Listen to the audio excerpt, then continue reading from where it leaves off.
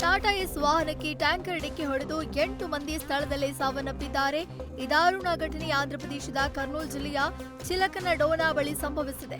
ಕುಮಾರ್, ದೀಪಿಕಾ, ಸುನಿಲ್, ಯಶೋದಮ್ಮ, ಪುಟ್ಟಮ್ಮ, ಬೆಳ್ಳಿ, ಲೋಲಾಕ್ಷಿ, ಮೀನಾಕ್ಷಿ ಮೃತ ದುರ್ದೈವಿಗಳಾಗಿದ್ದು, ಚಿಕ್ಕಮಗಳೂರಿನಿಂದ ಮಂತ್ರಾಲಯಕ್ಕೆ ತೆರಳುತ್ತಿದ್ದಾಗ ಈ ದುರ್ಘಟನೆ ಸಂಭವಿಸಿದೆ. ಘಟನೆಯಲ್ಲಿ 9 ಮಂದಿ ಗಾಯಗೊಂಡಿದ್ದು, ಕರ್ನೂಲ್ ಆಸ್ಪತ್ರೆಗೆ ದಾಖಲಿಸಿ ಚಿಕಿತ್ಸೆ ಕೊಡಿಸಲಾಗುತ್ತಿದೆ.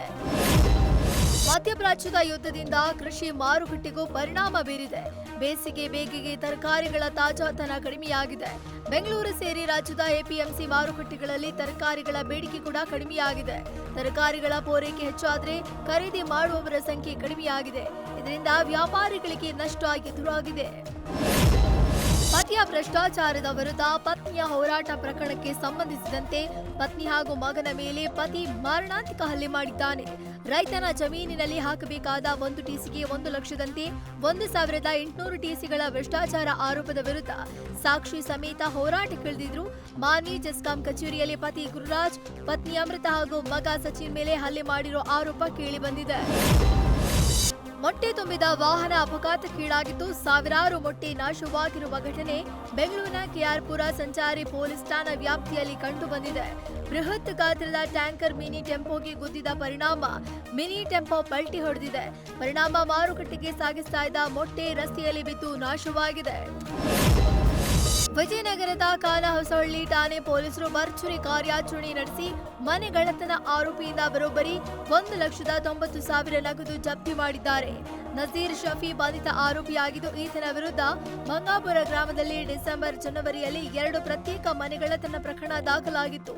ಸದ್ಯ ಪ್ರಕರಣದ ಜಾಡು ಹಿಡಿದ ಆರೋಪಿ ನಜೀರ್ ಶಫಿಯ ಪತ್ತೆ ಹಚ್ಚುವಲ್ಲಿ ಕಾನಹೊಸಹಳ್ಳಿ ಪೊಲೀಸರು ಯಶಸ್ವಿಯಾಗಿದ್ದಾರೆ. ಮರಕ್ಕೆ ಕಾರು ಡಿಕ್ಕಿ ಹೊಡೆದ ಪರಿಣಾಮ ಪೊಲೀಸ್ ಸರ್ಕಲ್ ಇನ್ಸ್ಪೆಕ್ಟರ್ ಸ್ಥಳದಲ್ಲೇ ಸಾವನ್ನಪ್ಪಿದ ಘಟನೆ ದಾವಣಗೆರೆ ಜಿಲ್ಲೆ ಜಗಳೂರು ತಾಲೂಕಿನ ಮುಷ್ಟೂರು ಕಡಪನಕಟ್ಟೆ ಗ್ರಾಮದ ಮಧ್ಯೆ ಕಂಡುಬಂದಿದೆ. ರಘುನಾಥ್ ರಸ್ತೆ ಅಪಘಾತದಲ್ಲಿ ಸಾವನ್ನಪ್ಪಿದ ಸಿಪಿಐ ಅಂತ ಗುರುತಿಸಲಾಗಿದೆ. ರಘುನಾಥ್ ವಿಜಯನಗರ ಮತ್ತು ಕೊಪ್ಪಳ ಜಿಲ್ಲೆಗಳ ಡಿಸಿಆರ್ಇ ಅಧಿಕಾರಿಯಾಗಿ ಕರ್ತವ್ಯ ನಿರ್ವಹಿಸ್ತಾ ಇದ್ರು.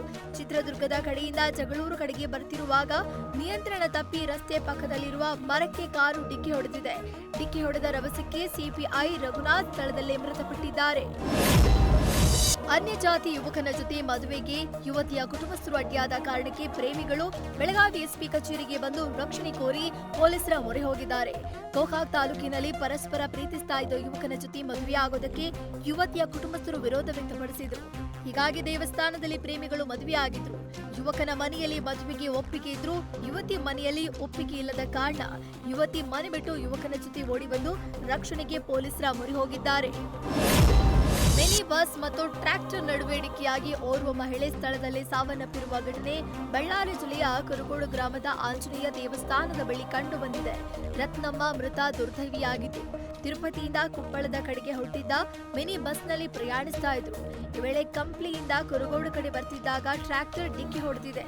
ಇಬ್ಬರು ಚಾಲಕರ ನಿರ್ಲಕ್ಷ್ಯದಿಂದಲೇ ಅಪಘಾತ ನಡೆದಿದೆ ಅಂತ ಹೇಳಲಾಗ್ತಿದ್ದು, ಸ್ಥಳಕ್ಕೆ ಕುರುಗೋಡು ಪೊಲೀಸರು ಭೇಟಿ ನೀಡಿ ಪರಿಶೀಲನೆ ನಡೆಸಿದ್ದಾರೆ.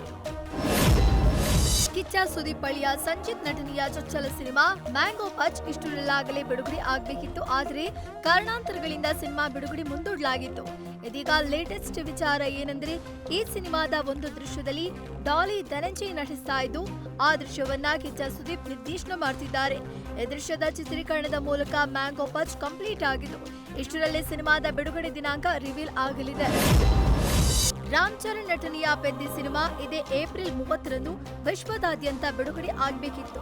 ಆದ್ರೆ ಈಗ ಚಿತ್ರತಂಡ ಅಧಿಕೃತವಾಗಿ ಸಿನಿಮಾ ಬಿಡುಗಡೆಯನ್ನ ಮುಂದೂಡಿತು. ಜೂನ್ ತಿಂಗಳಲ್ಲಿ ಬಿಡುಗಡೆ ಮಾಡುವುದಾಗಿ ತಿಳಿಸಿದೆ. ಸಿನಿಮಾದ ಪೋಸ್ಟ್ ಪ್ರೊಡಕ್ಷನ್ ಕೆಲಸಗಳು ಭರದಿಂದ ಸಾಗ್ತಿದ್ದು, ಸಿನಿಮಾದ ಕಂಟೆಂಟ್ ಅದ್ಭುತವಾಗಿ ಮೂಡಿ ಬಂದಿದೆ. ಆದರೆ ತಜ್ಞರಿಗೆ ಮತ್ತಷ್ಟು ಸಮಯ ಬೇಕಾಗಿರೋ ಕಾರಣದಿಂದ ಈ ನಿರ್ಧಾರ ಮಾಡಿರುವುದಾಗಿ ಚಿತ್ರತಂಡ ತಿಳಿಸಿದೆ.